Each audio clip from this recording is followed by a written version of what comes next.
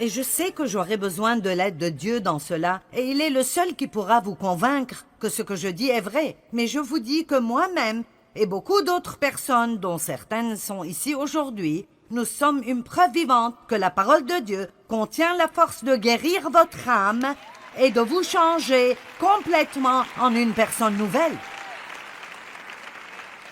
Vous n'avez pas à rester une victime de quoi que ce soit. Alléluia. Oh, voyons ce que nous avons ici. Oh, ouh. L'amour de Dieu, je me demande ce que ça pourrait me faire. Contre la culpabilisation et la honte. Prenez-le jusqu'à ce que tous les symptômes aient disparu. Si vous faites une rechute, rechargez et prenez-en plus. Rechargement gratuit et illimité. Wow! Docteur Jésus, alléluia. Oh! Oh! Toute une bouteille d'humilité.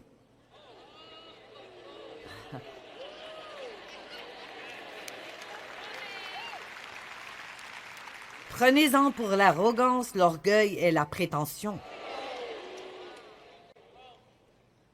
Prenez-en pour le jugement et le criticisme. Rechargement illimité. Prenez-en jusqu'à ce que les symptômes disparaissent. J'ai eu besoin d'une bouteille fraîche de cela récemment. J'ai pris cela régulièrement pendant toutes mes 38 années de ministère. J'en ai toujours besoin. En fait, j'ai toujours besoin de tout cela plutôt régulièrement. Oh! Wow! La générosité, comment ça va m'aider? Oh, prenez-en pour l'égoïsme.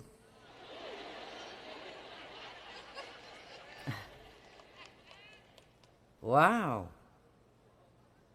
Prenez-en jusqu'à ce que les symptômes disparaissent. Vous savez quoi? J'étais si égoïste et égocentrique, et j'étais né de nouveau, baptisé par le Saint-Esprit et dans le ministère, et j'étais si égoïste et égocentrique. Et j'étais si malheureuse, et je ne savais pas pourquoi. Je pensais que c'était la faute de Dave. Je pensais que si mon ministère grandissait, j'aurais été heureuse. Et si mon dos ne me faisait pas mal, j'aurais été contente. Je pensais que si j'avais plus d'argent, j'aurais été contente. Si mes enfants agissaient mieux, j'aurais été heureuse. Allez. Et dans l'un de mes grands moments de prière, j'ai dit à Dieu, « Je ne sais pas ce qui ne va pas en moi, Seigneur. Je vais à l'église chaque semaine. Je suis à l'accueil.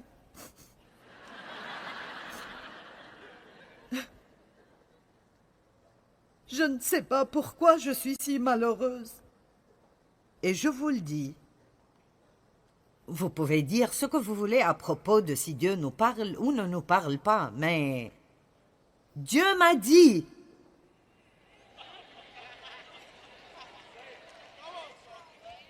tu es malheureuse parce que tu es égoïste.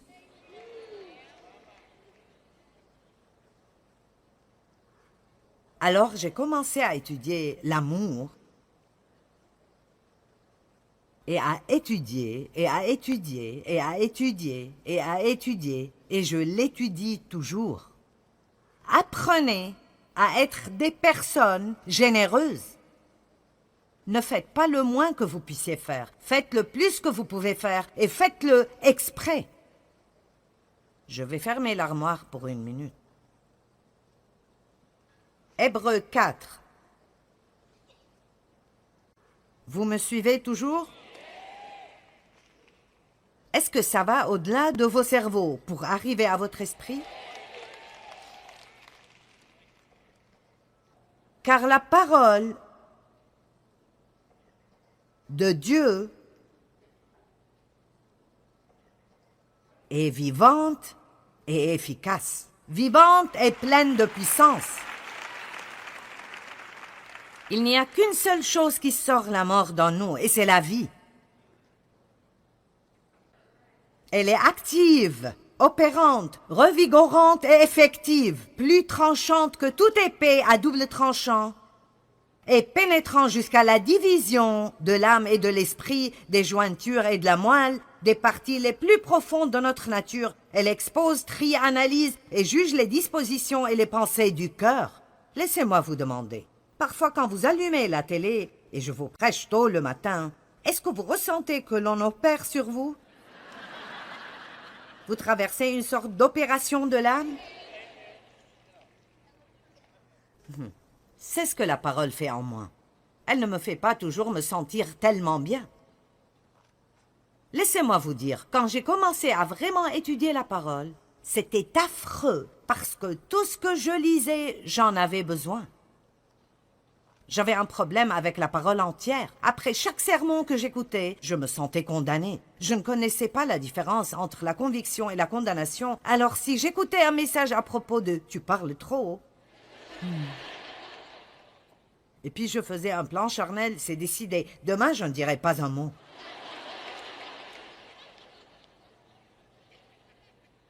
Et je marchais à la maison. Et quelqu'un disait, qu'est-ce qui te prend aujourd'hui? Et je disais, si je parle, vous n'aimez pas. Et si je ne parle pas, vous n'aimez pas. Vous savez comment on appelle ça? La chrétienté enfantine et bébé. Je ne savais pas que ce que je devais dire était « Oui, Seigneur, tu as raison, je suis convaincu. Je dis beaucoup de choses qui blessent les gens, et je dis beaucoup de choses qui me blessent à moi, et je veux changer, et je te demande de me changer, et j'irai à ta parole, et je prendrai mes médicaments. »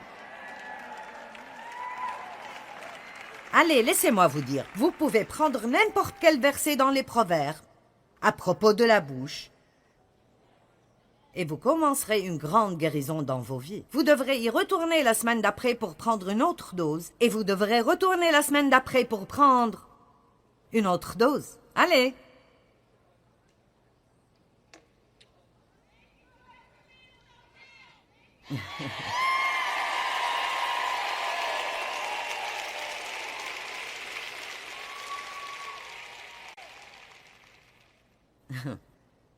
Vous savez, ce que j'ai fait aujourd'hui entre les sessions, je suis allée manger, mais après je me suis arrêtée à un magasin et j'ai acheté près de 7 pièces de vêtements pour une amie. Je n'essaie pas de vous montrer combien je suis bonne, mais j'essaie de vous dire comment je reste heureuse.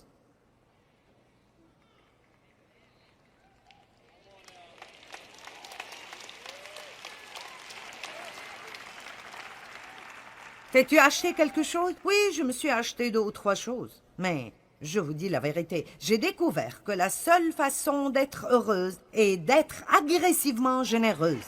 Et je n'attends pas que l'envie me vienne, je n'attends pas de vouloir l'être, je le fais exprès chaque jour, parce que j'ai perdu assez d'années de ma vie à être triste et énervée, et maintenant je veux être heureuse.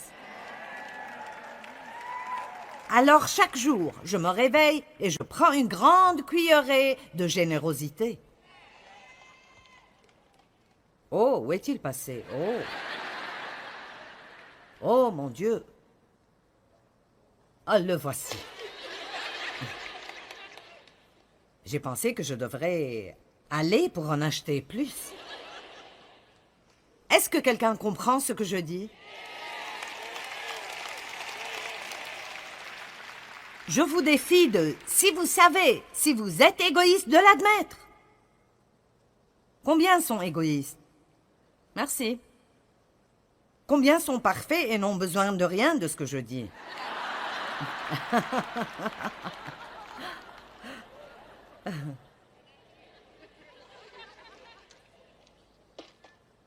Waouh! L'énergie du Saint-Esprit.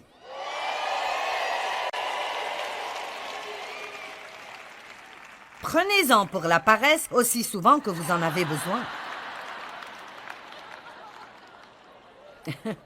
Jusqu'à ce que tout symptôme disparaisse. Waouh! Rechargement illimité, docteur Jésus. Waouh! Oh oh! La sagesse. Prenez-en pour la stupidité aussi souvent qu'il le faut.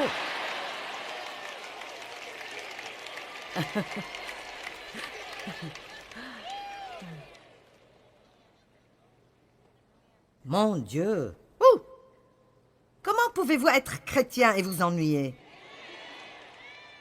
Je veux dire, si vraiment vous entrez dans cela de tout votre cœur, et vous mettez un objectif, je veux grandir, je veux être comme Jésus, je veux être conforme à son image, je veux qu'il soit fier de moi, je ne suis pas là juste pour avoir ce que je veux, je suis là pour servir Dieu, il revient pour moi et je me tiendrai devant lui et ferai un compte-rendu de ma vie. C'est le moment de nous débarrasser de nos biberons, de nos couches et de nos tétines. C'est le moment de grandir et d'être des hommes et des femmes de Dieu.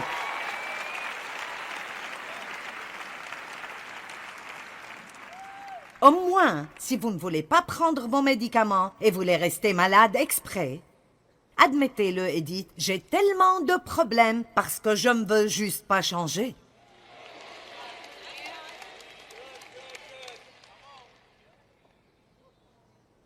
Laissez-moi vous donner un exemple. Vous savez,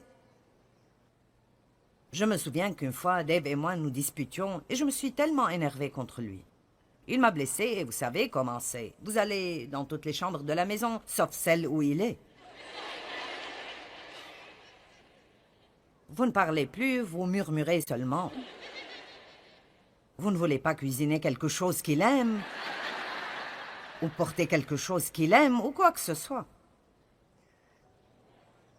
Et je suis passée par là, et ça ne m'intéresse pas de faire ça de nouveau, et alors... Je suis allée dans mon bureau, je me suis assise par terre, et j'ai mis cette histoire devant moi. Et je me suis couchée, et j'ai dit, « Maintenant, Seigneur, je ne me lèverai pas avant que tu me donnes la grâce de sortir de cette chambre et d'agir comme si de rien n'était.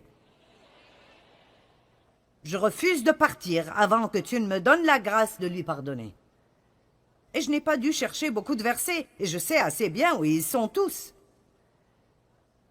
Et assez tôt, j'ai pensé, je pense que les médicaments marchent. Pfiou. Merci, Seigneur.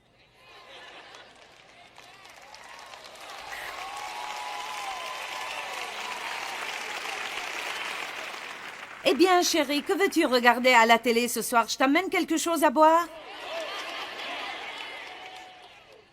Écoutez, je n'avais pas la capacité de faire cela. Mais il y a de la grâce et de la puissance dans la parole de Dieu. C'est un médicament pour votre âme. Et si vous arrêtez d'essayer de faire cela par vous-même, et vous allez à Dieu en vous attendant à ce que la parole fasse son travail en vous. Ça prendra un peu de temps pour que vous compreniez, alors j'ai plus d'aide pour vous. Nous avons besoin d'étudier la parole, et de connaître la parole, et de méditer sur la parole, mais aussi de proclamer la parole. Vous devez savoir assez pour proclamer la parole de Dieu à haute voix, toute la journée, quand il vous est possible de le faire. Dieu m'aime, mes péchés sont pardonnés, il n'y a plus de condamnation. Je m'attends à ce que de bonnes choses arrivent aujourd'hui. Mais j'ai fait votre devoir pour vous. Nous appelons cela le livre mauve. Je ne sais pas pourquoi, c'est juste parce qu'il est mauve. Il est intitulé « La puissance secrète de la proclamation de la parole de Dieu ». Vous voyez, ils ont ce livre. Et il est petit, je veux dire, vous pouvez le porter dans votre sac, ou le mettre dans votre valise, ou dans la boîte à gants de votre voiture, n'importe. Et, en fait, j'ai divisé ce livre en quelques catégories pour que, quand vous faites face à une attaque, votre médicament est juste là. La colère, l'onction, l'anxiété, l'inquiétude, l'autorité, les compromis, les responsabilités civiques, les confessions, la confiance. Par exemple, disons que je ressens que je ne suis pas vraiment sûre de moi aujourd'hui. J'ai un vrai sentiment d'insécurité. Et je dois faire une demande d'emploi ici, et je suis effrayée. Voyons.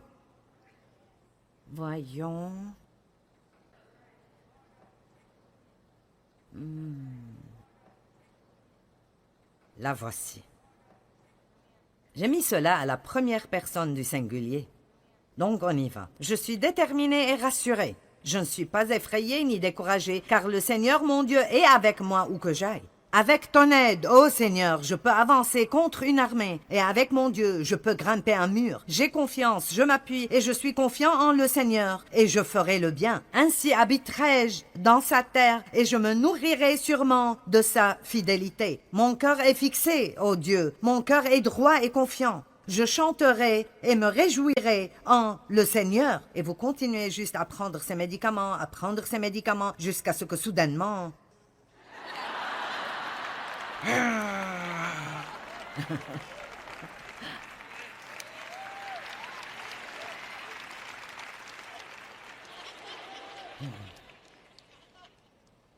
Vous me suivez?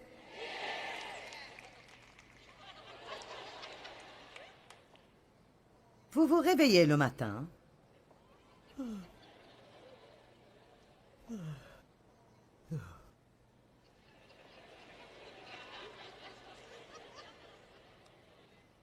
Oh, Jésus, aide-moi.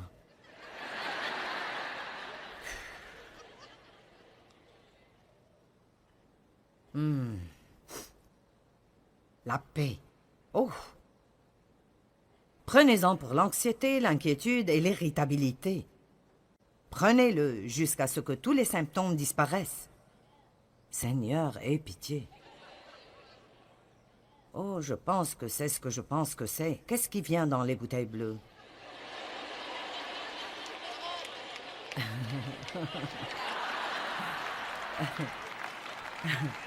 Oh, bonté, je pense que c'est le mot en D. Je ne prendrai pas ça.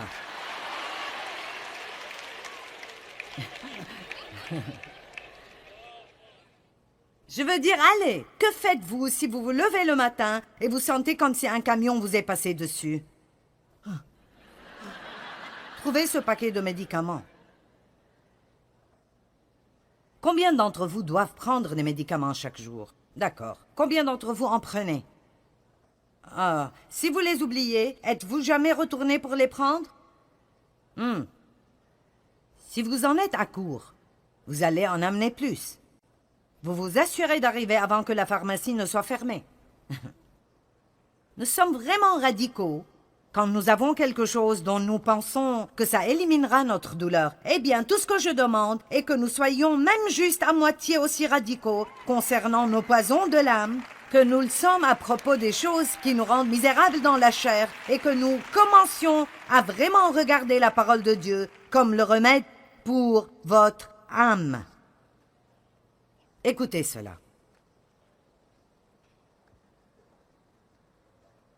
Oh, j'ai tellement de choses ici. Je pourrais prêcher 40 messages. La traduction d'Isaac Lizer de l'Exode 15-26 dit « Je suis le Seigneur, votre médecin. Le médicament que je prescris est ma parole. »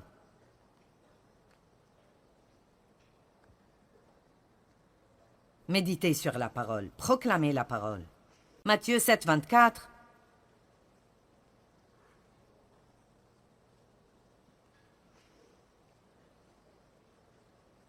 Celui qui écoute ce que je dis et qui l'applique, obéit à ma parole, ressemble à un homme sensé, prudent, pratique, sage, qui a bâti sa maison sur le roc.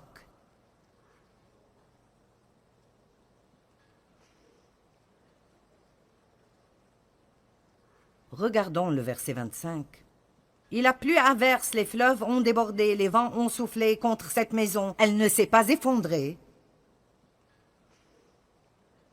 Nous n'avons pas à avoir peur du tout des temps dans lesquels nous vivons. Si nous avons construit notre maison sur le roc.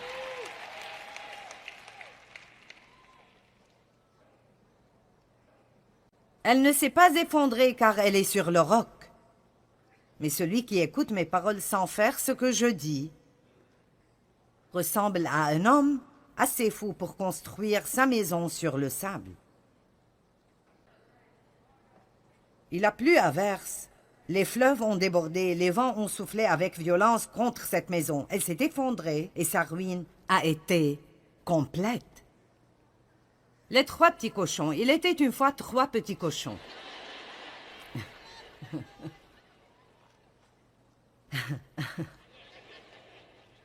Un cochon a bâti une maison avec de la paille et le second l'a bâtie avec des brindilles. Ils ont bâti leur maison très vite. Très vite. Instantanément. Des réunions d'église de 45 minutes, pas plus long. 2 chants, un message de 15 minutes. J'ai fait mon travail. Allons-y. Dépêchez-vous. Je dois aller à McDo. Ils ont bâti leur maison très vite, et puis ils ont chanté et dansé toute la journée parce qu'ils étaient paresseux. Le 3e a travaillé dur et a construit sa maison avec des briques. Un grand méchant loup a vu les 2 petits cochons alors qu'ils dansaient et jouaient, et il a pensé « Quel repas tendre et juteux ces 2 feraient !» Il a pourchassé les 2 cochons et ils se sont cachés dans leur maison. Le grand méchant loup est arrivé à la première maison et il a soufflé et la maison s'est écroulée. Le petit cochon effrayé a couru à la maison du 2e cochon et elle était faite de brindilles. Et le grand méchant loup est venu vers cette maison et il a soufflé et la maison s'est écroulée. Les 2 petits cochons, terrifiés, ont couru à la maison du 3e cochon faite de briques. Et le méchant loup a essayé de souffler pour faire écrouler la maison, mais il n'a pas pu. Il a continué d'essayer pendant des heures, mais la maison était très forte et les petits cochons étaient saufs à l'intérieur. Il a essayé d'entrer par la cheminée, mais le cochon a fait bouillir une grosse marmite d'eau et l'a gardée dans la cheminée, et le loup est tombé dedans et il est mort. Les 2 petits cochons se sont sentis désolés d'avoir été si paresseux. Ils ont bâti leur maison avec des briques et ils ont tous vécu heureux.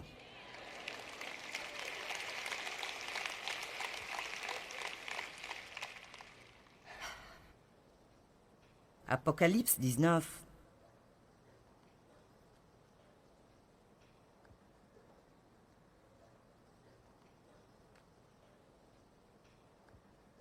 En commençant au verset 11.